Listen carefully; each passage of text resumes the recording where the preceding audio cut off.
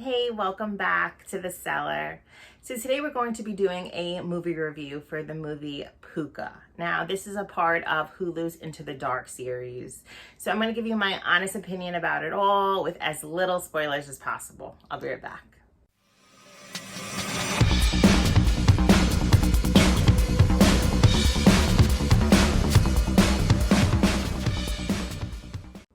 So Pooka was released December 7th, 2018. Now, like I said earlier, it's a part of Hulu's Into the Dark series. Now, what that is for 2 years, they released a horror movie each month, loosely based around the holiday for that month. So Pooka Lives is loosely based around Easter. He kind of looks like a bunny rabbit. So this movie is based around Christmas. So I thought, why not wait until December and then do a review about it? I did a review on Pooka Lives as well. I really loved that movie. I just want to say that right now. So this one is about a struggling actor who gets a seasonal job playing a mascot, Pooka. Now, while wearing this costume, he develops two personalities. One is himself, and the other one is a personality for Pooka. Yeah. So this is a sci-fi horror fantasy type of film. I'm pretty sure it is MA for mature audiences. It's a little gory, not too much gore. Little, like, some inappropriate kind of sexual weird scenes throughout. It kind of reminded me a lot of The Shining. Like, it's just weird scenes thrown in there. Like, you know, when he's walking around in the hotel, he opens the hotel door and he sees like a guy on his knees and another guy like on in a costume. Like, it just reminded me kind of that. So this movie is starring Nyasha Hatendi as Wilson and Latarsha Rosa as Melanie. It is directed by Nacho Vigalondo. I'm sorry if I pronounced any of these names incorrectly, but the director actually directed one of the skits in VHS Viral, which I thought was pretty cool. So I'm just going to give you my opinion. I don't want to give too many spoilers, but so when the movie started, I'm like, okay, it's a little slow. You could see Wilson, something's wrong with him. He looks extremely lonely. You see him at a restaurant sitting at the table by himself. You see him kind of just going through life, kind of depressed and lonely. And he sees like this thing on the wall in the restaurant that says, we're looking, kind of like an ad looking for actors. So then you see him a little bit, going into his apartment. You see a door down the hallway, and it's his next door neighbors. He goes by to thank her for letting him in because he couldn't get in with his key. And it's just weird. Around the door is red. You're like, what's going on? Like, is something going on with this lady? Is he hallucinating? You're just kind of like, your mind is going every which way. So then he goes on a audition. And it was weird, this audition. He started to say the lines that he thought he had to say, and the lady's like, oh no, you're good. I don't need any more. And he's like, what? You don't need me to, say any more of the lines? Did I make a mistake? She's like, no, I need you to do this. And then she's like, put your hand up, put it in front of you like a triangle, put your arms out like an offering, and then spin around like an airplane. So I'm watching it. I'm like, what is going on? Is he doing some type of like real offering, like some witchcraft, voodoo kind of thing? He had to do it a couple of times. This weird man's like watching from the balcony. Then he's like, okay, you got the job. All right.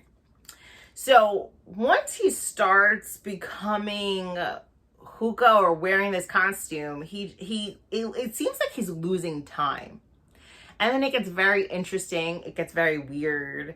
A lot of times you're like, am I losing my mind? Like, what is real and what is not? That's how I felt most of the time watching it. Now, I just want to say I really did like this movie. I'm going to say that right now. I really did enjoy it. It kept me on my edge of my seat most of the time. It was just very suspenseful. I just didn't know what was real, what was not, what was going on. The actor who plays Wilson does a great job. Along the way, he meets this woman, Melanie. She's a single mother and she's a realtor. and they start to form this romantic relationship. So that was cute. That was cool until things start just going left. You know, it was part of that also reminded me of like The Stepfather. Do you remember the Stepfather movies? Yeah, it kind of started to get that vibe as well.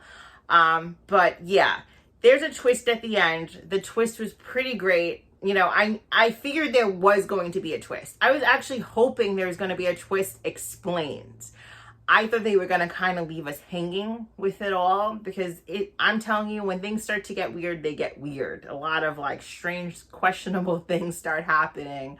But yes, there's a twist. There's a really good twist at the end that I enjoyed, but it also kind of made me sick to my stomach.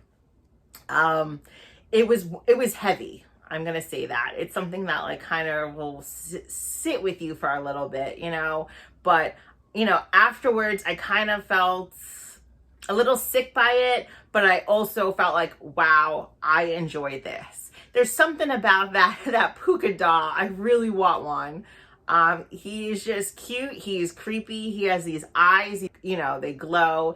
And it was a cool thing about this Pooka that, like, you know, obviously Wilson's playing the mascot for a toy being sold in stores.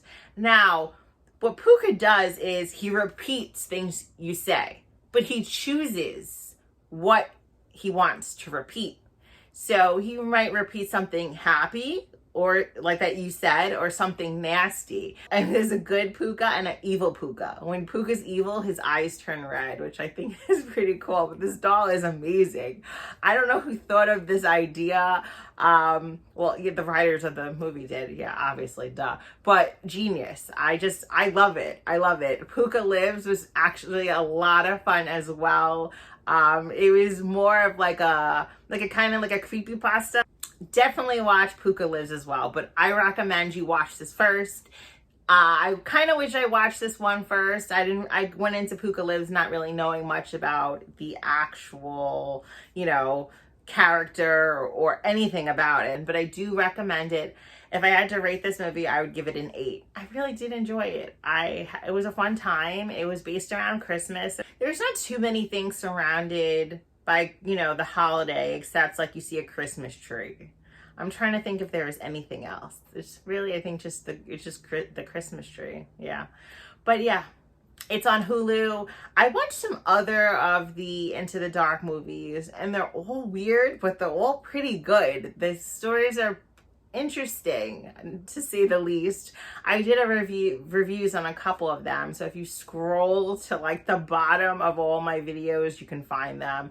What I was doing is like each month I would do a review on the movie that came out, and I kind of scratched the idea. I don't think people really knew too much about this series, which they're missing out because it's a really great series. So check those reviews out and check this movie out. Comment down below. Let me know if you've seen this film, what you thought of it, or if you plan on watching it. It's something fun to watch during the holidays right now, especially if you want to keep, you know, the horror genre up, even though it's Christmas time. It's an hour and 23 minutes. It's not very long, and it goes pretty fast. As always, guys, thank you so much for watching. You are the best. I'll be right back.